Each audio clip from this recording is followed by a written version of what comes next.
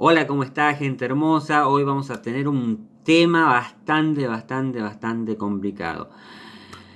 Es un tema relativamente difícil. Lo único que necesitamos es un poquito más de atención, un poquito de concentración y les prometo que lo van a lograr a entender. Hoy vamos a abordar lo que es el desequilibrio ácido-base. Recordemos que medio interno tiene todo lo que es la parte introductoria del medio interno. Luego tenemos lo que son el desequilibrio de los medios internos, donde nosotros vamos a ver el desequilibrio de estado ácido-base, desequilibrio de los líquidos y el desequilibrio de los electrolitos. Hoy solamente vamos a abordar lo que es el desequilibrio ácido-base, pero sí tengo que entender que el desequilibrio de un elemento, de uno de estos elementos, impacta de una manera o de otra sobre los otros elementos. Es decir, por ejemplo, a modo de ejemplo nada más, tenemos un desequilibrio hídrico en el caso de una deshidratación. La deshidratación lo que me va a producir es una pérdida de ese solvente. Al perder ese solvente, lo que me va a hacer es una suerte de acantonamiento de esos elementos, de esos solutos que serían los electrolitos.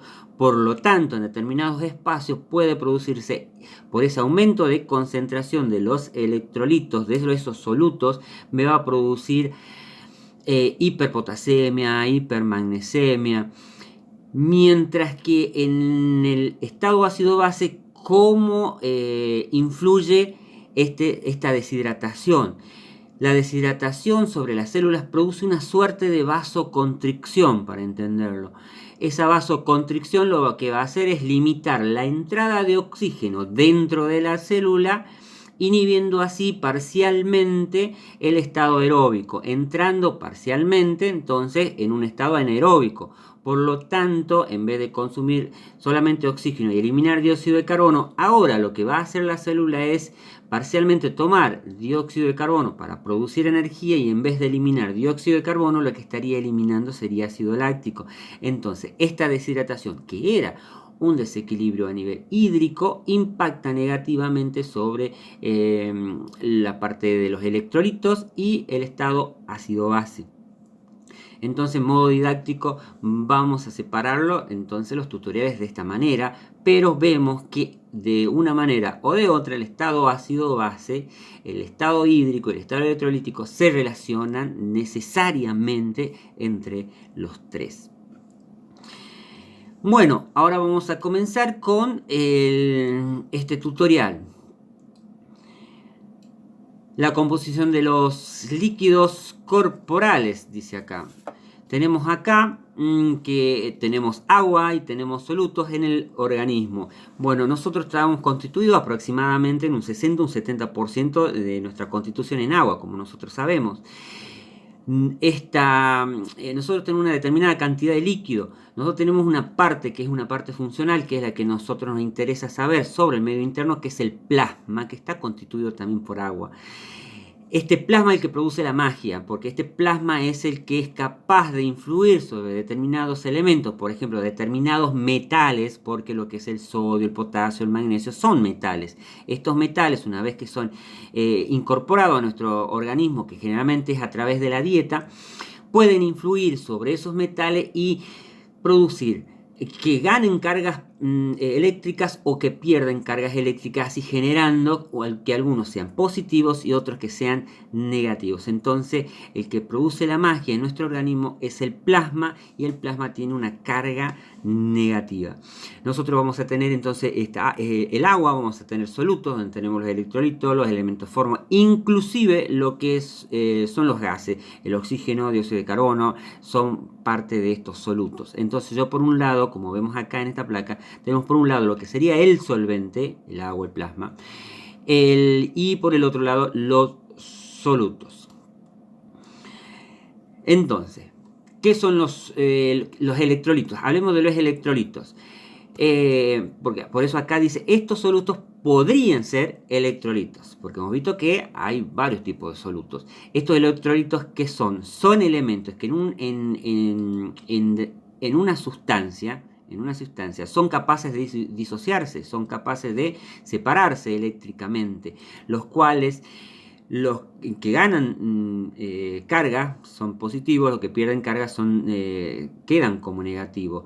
Entonces a los que tienen cargas positivas lo vamos a llamar cationes, los que tienen cargas negativas se van a llamar aniones.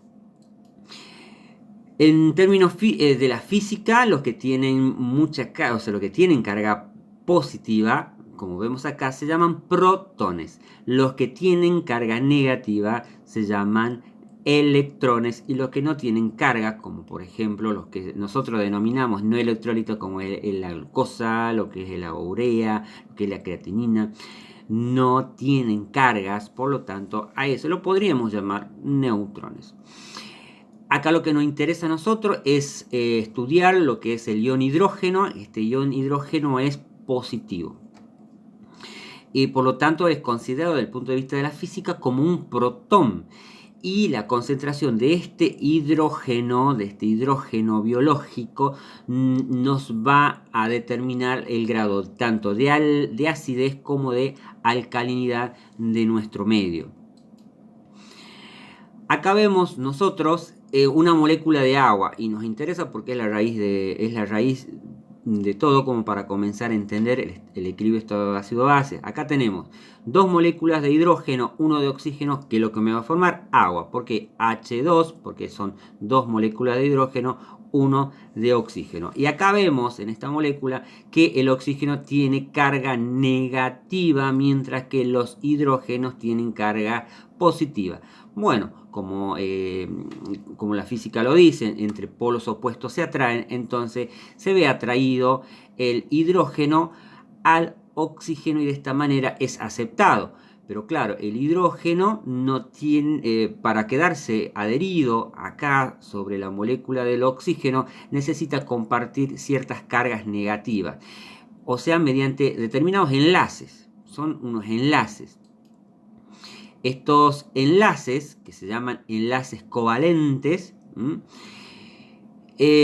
los que comparte para quedarse adherido, para quedarse junto con el ion que es del oxígeno. Entonces yo voy a tener dos de hidrógeno y uno de oxígeno, y de esta manera voy a tener H2 porque son dos de hidrógeno y uno de oxígeno, agua. Pero hay una pequeña cantidad de agua que se disocia por determinada circunstancia. Entonces sale una molécula de hidrógeno, se separa de ese enlace que estaba ahí, de ese enlace covalente que estaba ahí, se separa y queda solo este ion hidrógeno. Por supuesto, como este me queda como un H1 o 1, por supuesto ya no es una molécula de agua. Ahora yo voy a tener por forma separada una molécula de lo que se va a llamar hidroxilo, y por el otro lado el hidrogenión con su carga positiva. Esto es lo que a nosotros, o sea, la concentración de estas cantidades de hidrogeniones que va a dar en el plasma, es lo que, como les decía, me va a dar el grado de acidez o alcalinidad. A esto lo vamos a llamar, esas concentraciones, un determinado potencial, ese potencial que yo voy a tener de hidrogeniones, potencial de hidrogeniones, o en algunos casos en la bibliografía ustedes van a leer que dice hidrogeniones del plasma. Potencial de hidrogeniones. A veces me preguntan, ¿de dónde sale este valor de 7? Bueno, este valor de 7 está referido a una fórmula que es menos logaritmo, y esto que está entre unos corchetes se llama concentración de hidrógeno. Entonces el pH es igual a menos logaritmo a 1 por a la 10 menos 7, y eso es lo que nos estaría dando 7 aproximadamente. En realidad nos da 7. Después hay una variación en donde nosotros adaptamos nuestras necesidades para decir que nuestro pH necesariamente no es de 7, sino es de 7,35 a 7,45. Nosotros recién vimos que teníamos hidrogeniones e hidroxilo. Entonces la concentración tanto de hidrogeniones como la de hidroxilo me va a dar tanto la acidez como la alcalinidad, pero nosotros vamos a medir el pH, no la cantidad de hidroxilo. Lo que sí se referencia es de que si hay mayor cantidad, como en este caso, miren, en el caso de la acidez, que voy a tener mucho hidrogeniones, hidrógeno, y poquito hidroxilo. Entonces voy a tener mayor cantidad de hidrogeniones, y a mayor cantidad de hidrogeniones, más ácido será mi pH, mientras que si yo tengo menor cantidad de hidrogeniones, como ven acá tengo 2 moléculas nada más de hidrogeniones, mucho hidroxilo, como tengo poquito, entonces el pH se ha visto afectado, por lo tanto este pH es alcalino. Entonces, repasando, si yo tengo mucho hidrogeniones es ácido, si tengo poquito hidrogeniones es alcalino.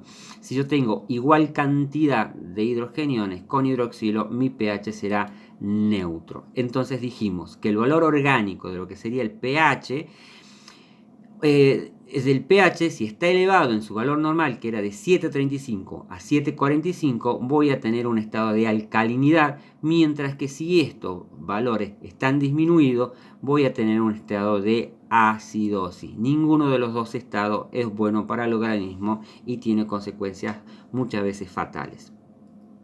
Lo que sí tenemos que ver es hacer una mención que el pH de la sangre tiene un pH de 7,40, porque el valor era 7,35, 7,45, el promedio me daba 7,40. Y las variaciones mínimas, que no están muy relacionadas por ahí con variaciones de lo que son los electrolitos. Muchas veces los electrolitos pasan de hasta números enteros, y el paciente, muchas veces estos pacientes por ahí ni siquiera tienen una clínica demasiado que preocupe como para hacer la consulta médica, mientras que una variación demasiado pequeña del pH en el paciente muestra manifestaciones clínicas inminentes y que son bastante serias. ¿Cómo se regula el estado ácido-base? Tiene tres elementos como para afrontar la regulación del equilibrio ácido-base. Uno es a través de los líquidos corporales, el otro a través de la regulación respiratoria, y el otro es a través del control renal. Nosotros vemos acá en esta plaquita que dice el amortiguador de los líquidos corporales, se lo denomina como un método de compensación inmediata, mientras que la respiratoria sería mediata y el control renal sería tardío. ¿Cuáles son estos amortiguadores de los líquidos corporales? Recordemos que el bicarbonato tiene un alto porcentaje, que es aproximadamente un 70% de la participación en la regulación del estado ácido-base. Así que el bicarbonato es la estrella en este caso. Entonces, el bicarbonato va a estar presente también en los líquidos corporales, va a estar presente lo que sería el fosfato y va a estar presente lo que es la proteína. En las proteínas la más importante es la hemoglobina. Muy bien, ¿cómo hace? Acá tenemos, hace un momento le dije un 70, que quede bastante corto porque es aproximadamente el 75% de la capacidad amortiguadora del organismo. ¿Cómo hace el bicarbonato? Tenemos que entender dos cosas primero y principal. El organismo tiene para compensar esto que es ácido y que es base, de los dos extremos. El ácido es capaz de dar hidrogeniones, mientras que la base es capaz de aceptar hidrogeniones. En términos más bien prácticos, digamos de que por ahí el estado de la persona, entre lo que sería el cúmulo de ácido, en términos prácticos no es tan malo, porque lo que estaría siendo malo sería la concentración de hidrogeniones. Pero lo que pasa es que hay una relación directa con la cantidad de ácido con los hidrogeniones. Entonces lo que hacen las bases es no atacar directamente al ácido, sino lo que hace es captar estos hidrogeniones. Entonces yo voy a tener los ácidos que liberan hidrogeniones, que el hidrogenión era el que me iba a producir esta alteración grave. Y las bases lo que hacen directamente no es que me atacaba el ácido directamente, sino lo que me hacía, me captaba esos hidrogeniones para que ese ácido se descomponga. Entonces tenemos bicarbonato. Entonces, ¿qué es lo que hace? Absorbe, atrae, porque es una base, no es un ácido. Entonces, el bicarbonato que está presente en este líquido, ¿qué es lo que hace? Acá tengo mi fórmula HCO3, que es bicarbonato. Me va a captar ¿qué cosa? Un hidrogenión. Entonces, este bicarbonato me aceptaba porque era una base, un hidrogenión. Imaginen, yo tengo un H acá que es hidrógeno y un H acá que es otro hidrógeno. Entonces me queda 1 más 1, que me va... ¿Cuánto es? Es 2, obviamente. Voy a tener H1 más H1 es H2CO3. Entonces la fórmula, ven acá, se ha cambiado. Entonces pasando de lo que es el bicarbonato a algo que se llama ácido carbónico.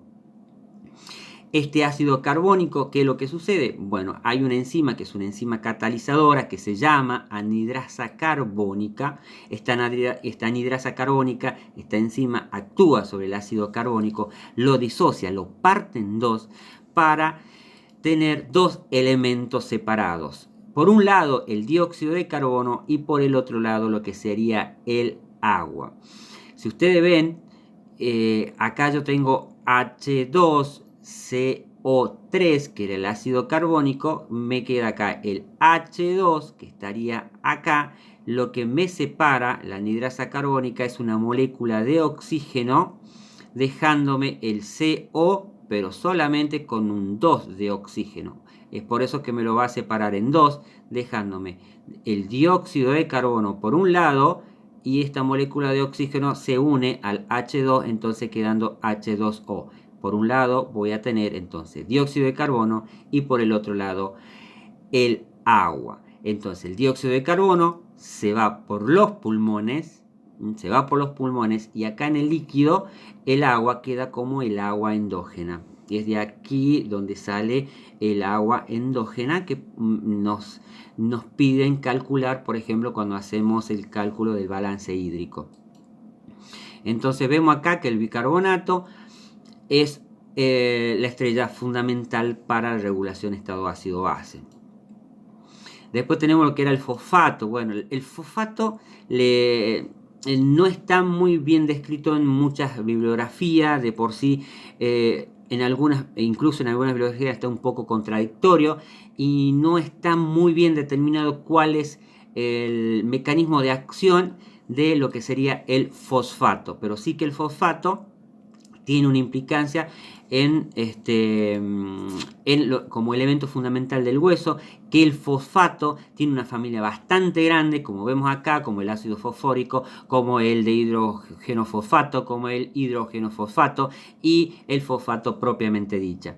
Acá vemos nosotros que la composición química dice que es HPO4 3 negativo. ¿Qué quiere decir esto? Bueno, quiere decir de que yo voy a tener en la molécula de oxígeno, voy a tener 4 moléculas de oxígeno, de las cuales 3 van a ser negativas. Por eso es 4 moléculas de oxígeno. 3 son negativas. Entonces tengo 1, 2, 3, 4 moléculas de oxígeno, pero estas 3 son negativas. Por eso tiene como esa forma medio rara, esa numeración medio rara. Y es porque está determinando la positividad, negatividad de cada una, la polaridad básicamente de cada molécula. Este fosfato, voy a tener dos tipos de fosfato muy básico para entender cómo regula el estado ácido-base. Voy a tener el fosfato monosódico y el fosfato disódico. El fosfato disódico es considerado una base muy débil y el fosfato monosódico es considerado un ácido débil. Por lo tanto, voy a tener por un lado un elemento que se va a comportar como una base y por el otro lado se va a comportar como un ácido. Todo va a depender de cómo el organismo esté en ese momento. Si está alcalino, entonces se va a liberar más fosfato monosódico, y si está más ácido, se va a liberar fosfato disódico. La diferencia cuál está en la cantidad que vemos acá de sodio. La cantidad de sodio, este tiene 2 de sodio, este tiene 1 de sodio. Hay como un trabajo bastante conjunto ahí, que siempre están por ahí lo que es el sodio con los hidrogeniones. El hidrogenión en realidad como que no se lleva muy bien con el sodio, porque cada vez que aparece el sodio se lo tiene que desplazar al hidrogenión, y muchas veces cuando hay una carga contraria también influye de manera contraria. En este caso van a ver que yo tengo acá, tengo 2 de sodio, pero tengo uno solo de hidrógeno. Y acá tengo un solo de sodio, pero tengo 2 de hidrógeno. ¿Qué quiere decir esto? Quiere decir que, por ejemplo, acá, si yo tengo 2 de sodio, por ejemplo, perdón, si acá yo tengo uno solo de sodio, si viene una molécula de sodio y me hace, y si la fórmula va a cambiar, va a ser Na2, porque viene una molécula de sodio, entonces se va a liberar de acá una molécula de hidrógeno dejándome NaH, pero es uno solo, entonces del monosódico puede pasar al disódico, convirtiendo a través de lo que es la influencia de lo que es el sodio, convirtiéndolo tanto en un ácido débil como en una base débil, liberando o captando hidrogeniones. Después tenemos, o sea, acá tenemos lo que es el amortiguador o buffer respiratorio. Acá tenemos la parte respiratoria. Viene a vía sanguínea, por vía sanguínea lo que es el bicarbonato. El bicarbonato estaba presente, recuerden, 75%. O sea, está prácticamente en todos lados. El bicarbonato, que lo que va a hacer, está por vía sanguínea, llega hasta el pulmón. En el pulmón se va a unir con un hidrogenión. Este hidrogenión estaba ahí, ya en ese pulmón. Estaba esperando como si fuera que estaba esperando un transporte, ¿no? Dice, mira, acá me viene estoy esperando un transporte. Este caso sería el bicarbonato. Este señor estaba paradito acá. Pero una vez que se une lo que es el bicarbonato con este hidrogenión, imagina, acá tengo un H, es 1, más 1 es 2, entonces va a ser H2CO3 y esto se va a formar ácido carbónico nuevamente. H2CO3 me va a formar ácido carbónico. Acá, en lo que es el pulmón, voy a tener una influencia también de lo que es la anhidrasa carbónica, que está presente muchísimo acá en el pulmón. Y dijimos que si estaba la anhidrasa carbónica, esta enzima catalizadora lo que me iba a hacer es que me iba a eliminar, lo iba a separar, lo iba a disociar por un lado lo que es el agua y el dióxido de carbono. Como estaba en la vía respiratoria, el agua va a salir a través de lo que es la vía respiratoria, y también en el momento de la exhalación lo que va a estar emanando es dióxido de carbono, porque eso es lo que está liberando, separando la anhidrasa carbónica en ese ácido carbónico. Entonces cada vez que yo pongo un espejo, lo pongo inclusive lo que es el celular y hago, voy a ver en ese momento vapor de agua. ¿Y de dónde sale ese vapor de agua? Bueno, viene de acá, viene de este proceso, porque me está liberando agua, vapor de agua en ese momento, y que estoy eliminando en este momento dióxido de carbono. Entonces ese es uno de los mecanismos. Entonces yo eliminaba dióxido de carbono, agua, por esta descomposición.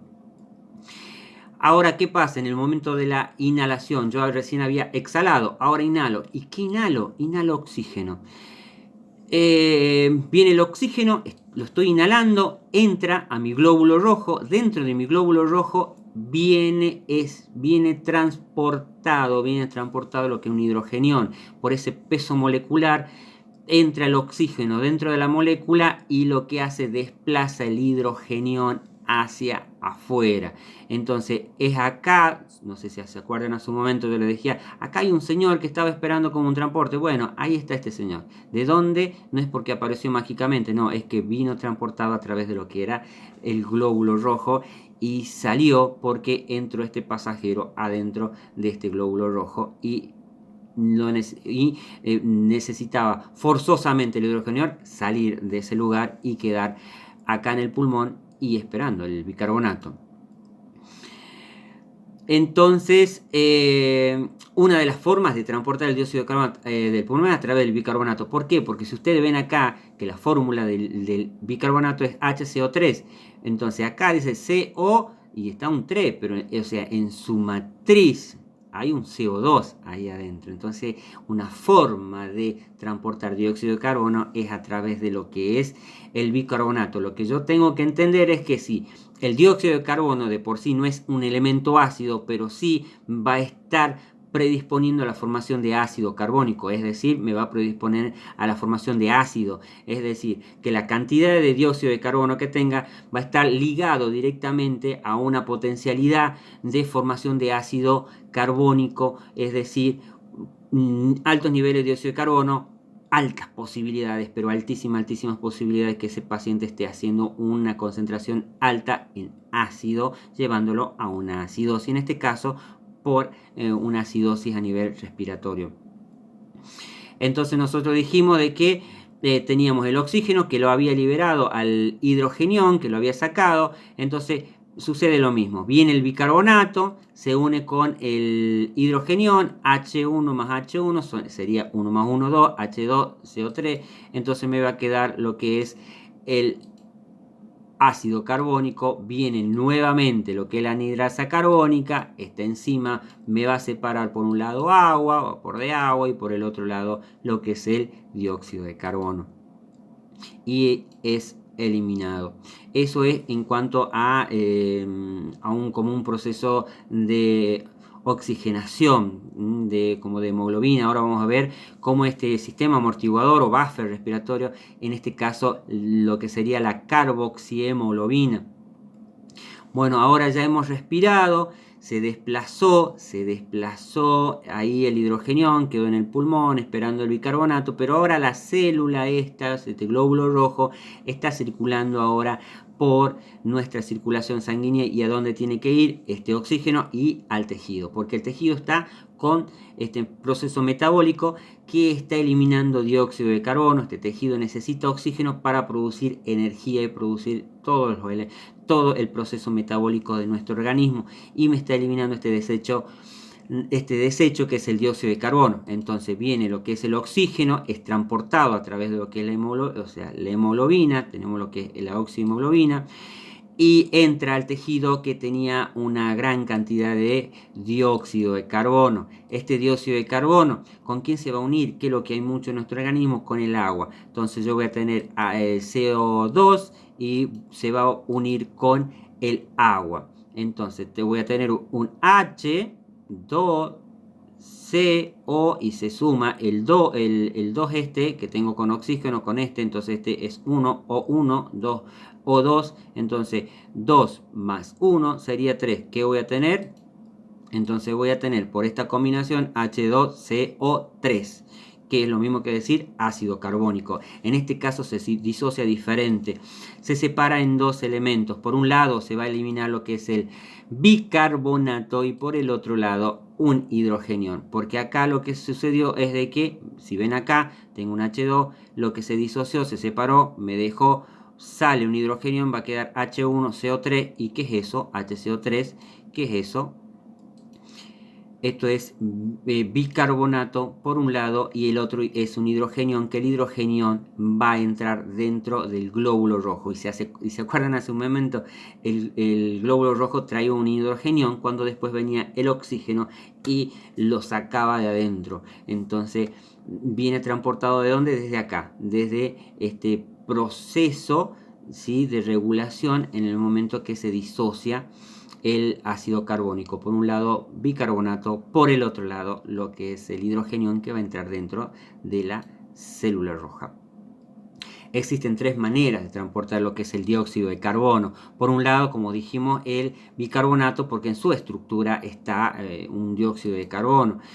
A través de la carboxihemoglobina, como vimos hace un momento, porque la hemoglobina libera oxígeno y me estaría captando lo que es el dióxido de carbono, y a través del dióxido de carbono libre, que se difunde a través de el organismo libremente. Entonces, ¿qué es lo que sucede? Cuando el dióxido de carbono aumenta, como dijimos hace un momento, aumentaba la producción de ácido carbónico. Como es un ácido, tiene la capacidad de ¿qué cosa? Liberar hidrogeniones. Es decir, dióxido de carbono, ¿qué hace? Forma ácido carbónico. Como es un ácido, ¿qué hacían los ácidos? Y bueno, liberaban hidrogeniones. Por lo tanto, yo voy a tener dióxido de carbono, acumulación de dióxido de carbono, en el caso, por ejemplo, de insuficiencia renal, generalmente por ahí por infección respiratoria. Puede ser, la etiología de insuficiencia respiratoria es amplísima, porque hay causas intrapulmonares, extrapulmonares. Entonces hay varios elementos que pueden hacer que tenga una insuficiencia respiratoria y una falla en ese intercambio gaseoso. En definitiva, voy a tener una retención de dióxido de carbono. Este dióxido de carbono me va a producir una liberación de hidrogenio a través de lo que es el ácido carbónico, por la formación del ácido carbónico. Entonces, dióxido de carbono liberación de muchos hidrogeniones. Entonces se aumenta, se concentra mucho dióxido de carbono, estos hidrogeniones, lo que va a hacer, me va a estimular al bulbo raquídeo, que es el centro regulador de la respiración y que es bastante sensible con algo tan delicado como es el dióxido de carbono y el hidrogenión. Entonces, ¿qué es lo que hace? Como medida compensatoria le manda un mensaje para aumentar la frecuencia respiratoria, tratando de que el paciente elimine la mayor cantidad de dióxido de carbono, porque si elimina mucho dióxido de carbono, no va a formar ácido carbónico. Si no elimina ácido, no va a haber liberación de hidrogeniones. Entonces el paciente va a hiperventilar para liberar la cantidad esta de dióxido de carbono. Por supuesto que puede haber en los casos, por ejemplo, de los hepótromos, embolismo pulmonar, por ejemplo, o sea, en casos de este tipo de insuficiencia respiratoria bastante grave, voy a ver que me perdí porque justo llegó una notificación. Ustedes van a ver que lo que hace, aparte de hiperventilar, cuando libera demasiado dióxido de carbono, el paciente hace una alcalosis porque liberó tanto hidrogeniones que ahora no tiene hidrogeniones, entonces hace una alcalosis respiratoria. Entonces después hace un círculo, como un círculo más bien vicioso. Bien. Entonces digamos que ahí va a aumentar la frecuencia respiratoria y ahora vamos con el amortiguador a nivel renal. El buffer renal, como habíamos mencionado al principio, es tardío. ¿Qué es lo que hace este amortiguador renal? ¿Qué es lo que hace el riñón? Secreta hidrogeniones, que me va a hacer, reabsorbe bicarbonato y me va a producir bicarbonato el riñón. Algo introductorio, algo de anatomía, no vamos a ver anatomía, no nos vamos a mezclar demasiado con eso, solamente como para que tengamos un pantallazo. Tenemos acá 2 riñones, estos riñones hacemos un corte acá y vemos que ahí adentro vemos el nefrón, esta estructura del nefrón, y adentro vemos lo que sería el glomérulo, y acá el glomérulo donde se produce la filtración, y la cápsula de Bowman, que es la que encapsula el glomérulo. Entonces tenemos acá que es el nefrón, que es la unidad funcional del riñón. O sea, acá tengo el riñón, acá tengo, ahí adentro estaba lo que es el nefrón, y este nefrón es su estructura más pequeña acá. Entonces, si yo veo acá, voy a ver que acá tengo mi glomérulo. Esta es la cápsula de Bowman. Inmediatamente acá, después de la cápsula de Bowman, inmediatamente tengo lo que es el túbulo proximal. ¿Por qué? Porque es un túbulo y está muy próximo, está lo más cerquita de lo que es la entrada de lo que son los túbulos, de lo que es la nefrona. Entonces se llama túbulo proximal precisamente por esto. Y por esto este túbulo, que está mucho más lejos, se llama tubo distal. Pero de interés, yo necesito ver esta parte que es mi túbulo proximal. Acá tengo mi glomérulo, porque tengo mi glomérulo y mi cápsula de Bowman y mi túbulo proximal. Si yo hago un corte mucho más pequeño, por ejemplo, esto va a ser mi glomérulo, mi cápsula de Bowman. Acá adentro, en esto lo que sería el túbulo proximal, acá adentro voy a tener pequeñas células que se van a llamar, como es una célula y está dentro del túbulo proximal, ¿cómo se van a llamar? Gracias a Dios no inventaron ningún nombre raro ni estrombólico. Le dijeron, bueno, esta célula se va a llamar célula de túbulo proximal porque es una célula que está dentro del túbulo proximal. Es ahí donde suceden varias cosas en la regulación del medio interno, en la regulación de estado ácido-base.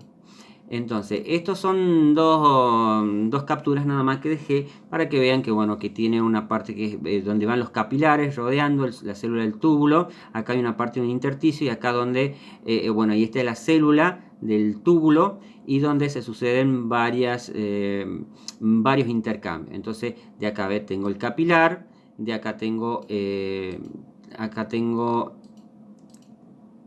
perdón, acá tengo entonces lo que es el capilar, acá tengo la célula, ¿sí? Y acá está por donde se filtra y sale la orina.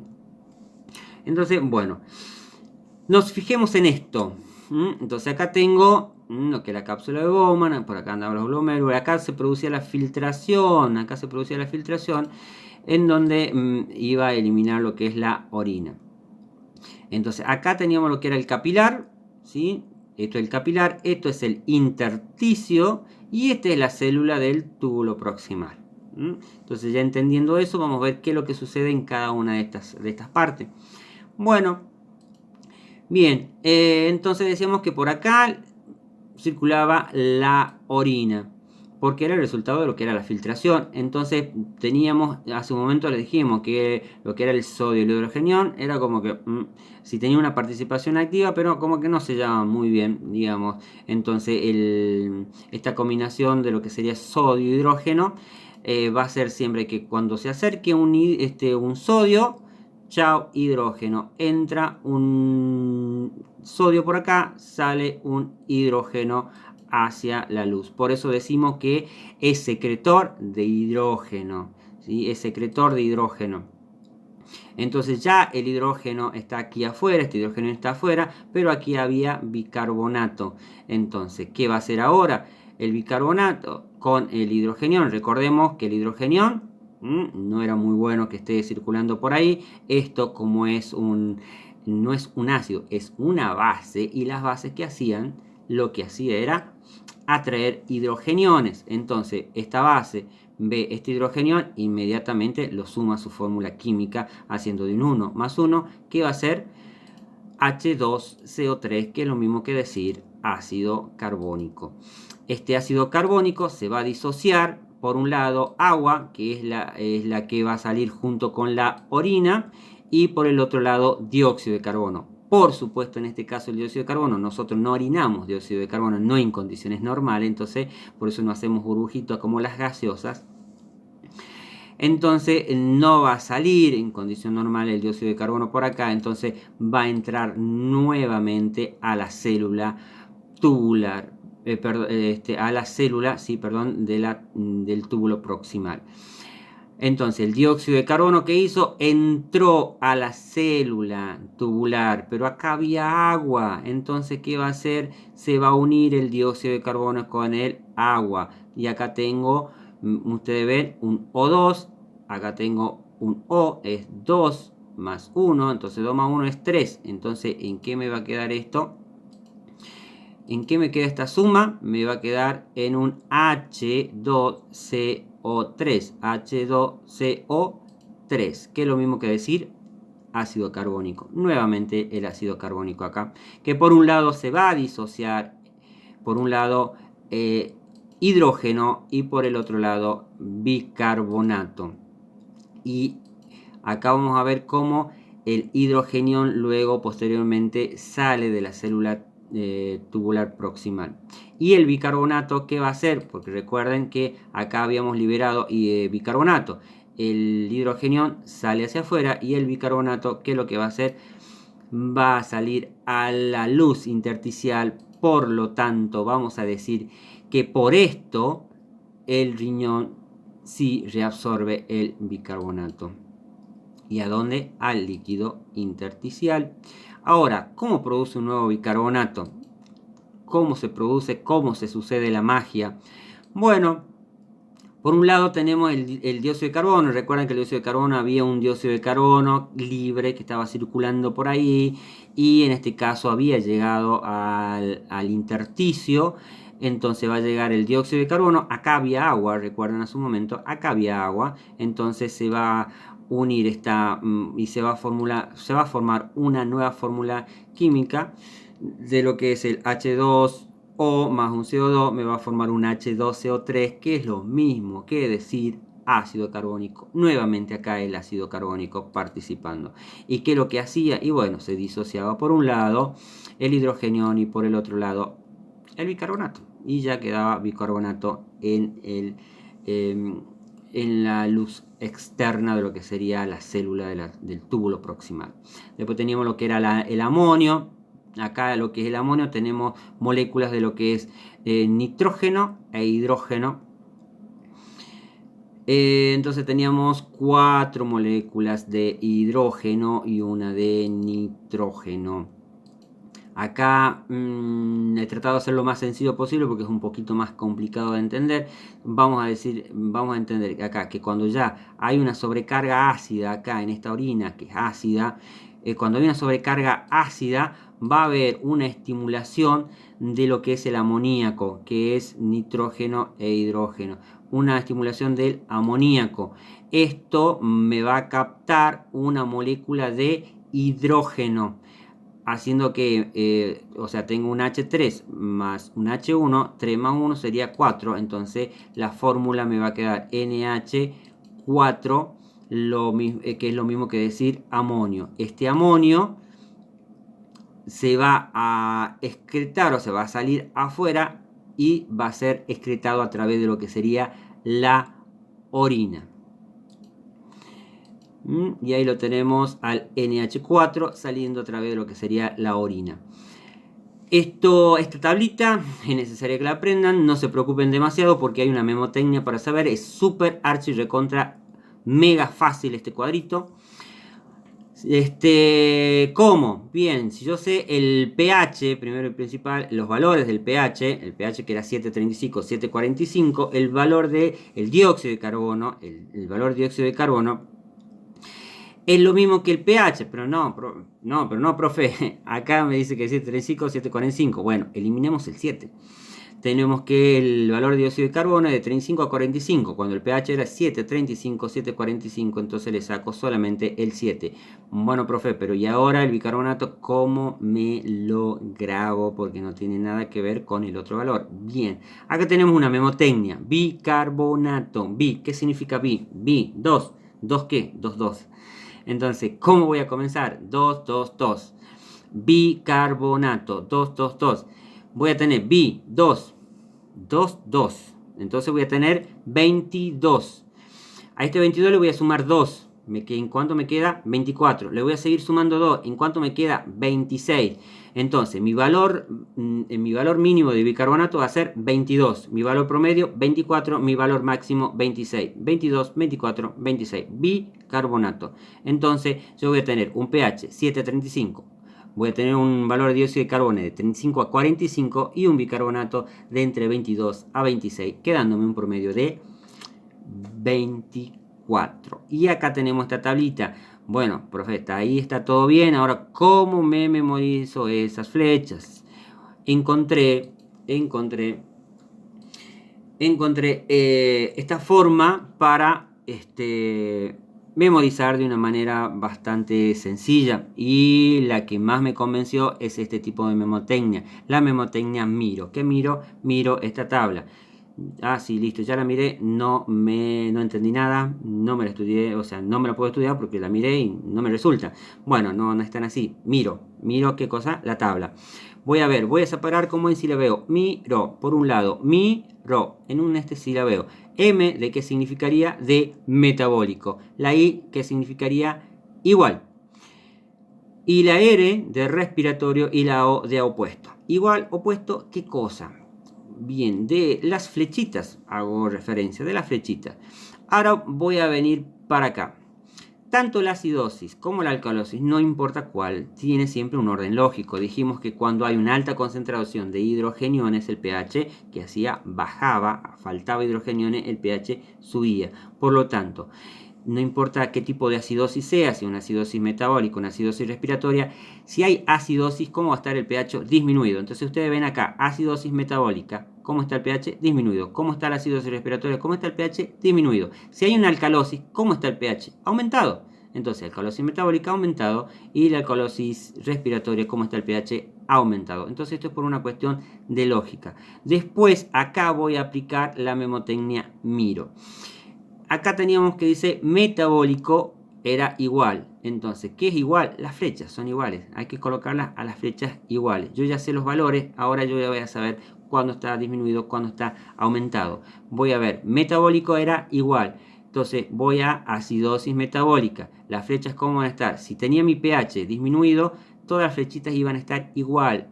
Significa que el dióxido de carbono está disminuido, el bicarbonato está disminuido. La alcalosis metabólica, el pH estaba aumentado. Dijimos que y las flechas iban a estar igual. Entonces, si estaba elevado el pH, el valor de dióxido de carbono está elevado, el bicarbonato está también elevado. Y a nivel respiratorio es opuesto, es decir, las flechitas van a estar contrarias, van a estar de manera contraria. Si yo tengo una acidosis, en la acidosis, que de manera lógica estaba disminuido, con esta mnemotecnia voy a decir que las flechas van a estar totalmente opuestas, contrarias. Es decir, en la acidosis respiratoria el pH va a estar disminuido, el dióxido de carbono va a estar aumentado, el bicarbonato va a estar aumentado. Y la alcalosis respiratoria, en consiguiente, va a estar aumentado por una cuestión lógica, pero, como dijimos, iba a estar las flechas opuestas a nivel respiratorio. Entonces el dióxido de carbono va a estar disminuido y el bicarbonato va a estar disminuido. Y con eso ya tenemos cómo memorizar el resumen del estado del desequilibrio estado ácido-base. Bueno, nos estamos viendo en otro tutorial. Espero que le hayan entendido y ya saben, por lo menos tienen la suerte de tener el video que lo pueden retroceder, volver, retroceder. Así que suerte. Nos estamos viendo hasta la próxima.